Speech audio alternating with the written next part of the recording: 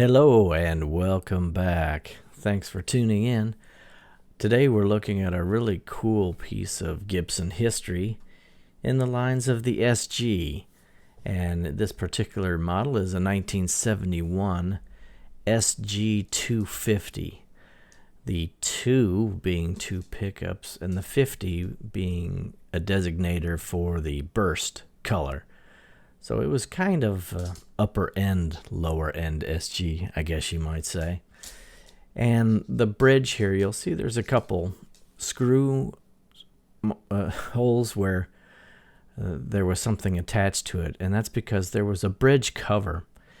And I don't know why Gibson thought nobody would want a palm mute at the time. But here's another picture of a different one that has that cover, which is pretty cool because it has the Gibson embossed logo on that. I'd like to have one, but I don't. And most of these examples do not have those covers any longer, unfortunately.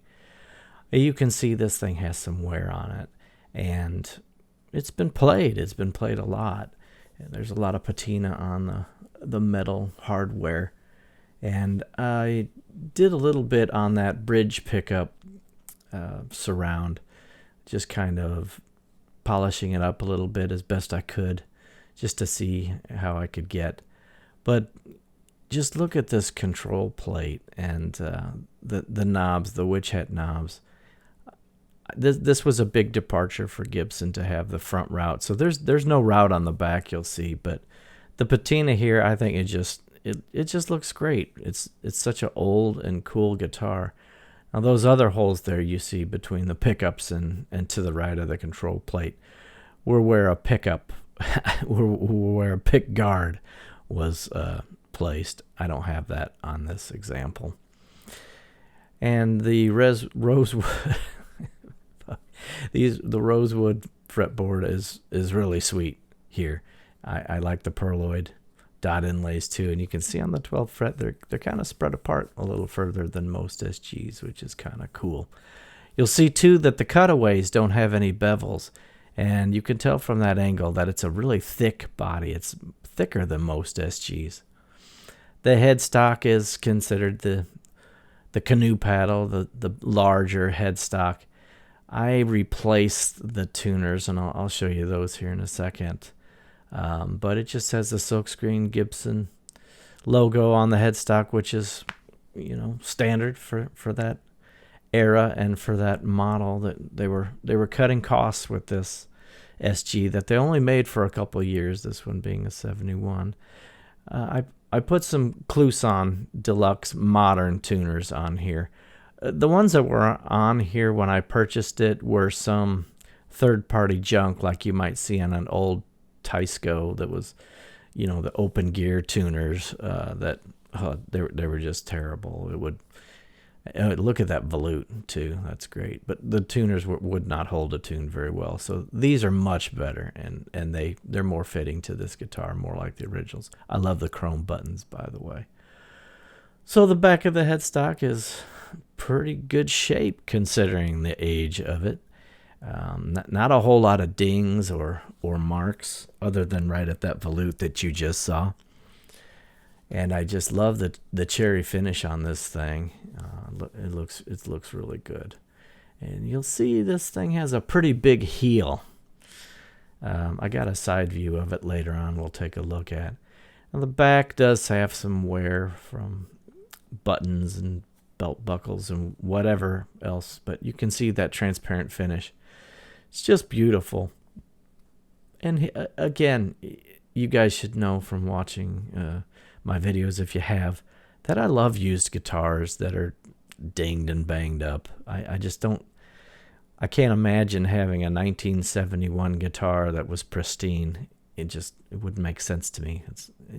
This is a very used guitar, but I think they cared for it. There's no breaks or anything of that nature.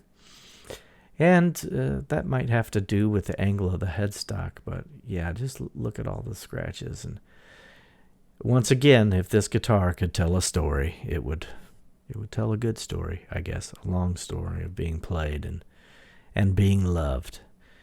And that's why I like to get provenance and stories from people. But yeah, look at that. That just doesn't happen from playing one gig somewhere. You know what I mean? It's got honest play wear and all the road worn scars that help tell that story. Hey, you see some interesting pattern there at the bottom. I'm not sure what that might be. Looks like it got set on something. It might have put some kind of little pattern there. And here's a shot of the neck down. I like to provide these shots because I just think they're kind of cool. But it also tells the tale of how straight the headstock is. And this one looks pretty good to me. It's hard to film this angle, honestly, when you're doing shots for reverb or taking photographs. It's always a little off. And of course the focus, as you can see, changes.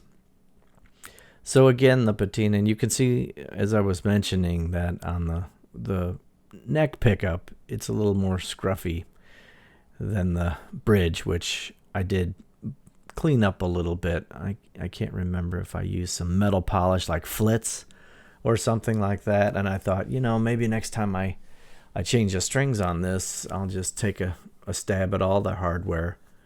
But damn it, it looks good worn like that, doesn't it? I mean, look at that. That's just it's just part of the character, I think. So if I do clean it up, I'll just do kind of a moderate light cleanup job to get it to just kind of get the dirt and some of the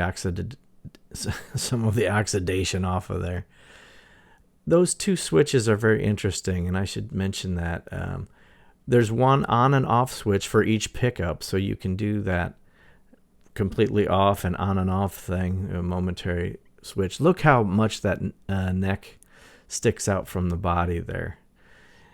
And then you can see how thick that heel is. So once again, a great guitar from 1971, Gibson SG 250. Thanks for stopping by.